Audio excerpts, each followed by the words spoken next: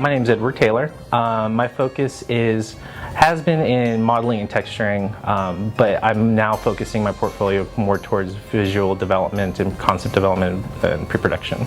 I chose ATEC because I have a friend who works in the game industry, and visiting him at his work really made me decide that I wanted to go that route. And so I decided to research schools in the area that focused on 3D animation and game design.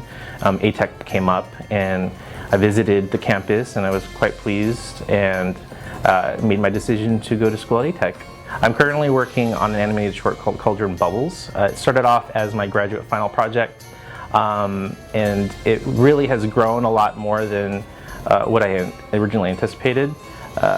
So working with my mentors, Bruce Barnes and Todd Fector, I had come up with concept development for it and storyboards for the project. I actually had 5 different stories I was working on at the same time, and they had suggested that I worked in a team, and I had to pick the best one of the stories, and of course it was the biggest one.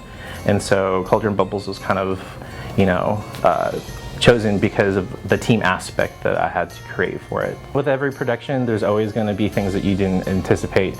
A lot of the members of my team that I started off with, we had taken a class before during the summer. It was a summer production course with Todd Fector, and we learned a lot from just that process. But when we started this one, there were things that we didn't think about too, because we actually do have more complicated things. And this one's really animation heavy, and so our school is relatively new in that aspect with having animators who are at that skill level to be able to do shots and animate within an animated short like this. Since we're using end cloth to simulate cloth on the characters, that is our biggest challenge right now, is kind of putting a halt to a lot of the shots that we've got completed in animation. My advice to students who are in the ATEC program would be to do things outside of class.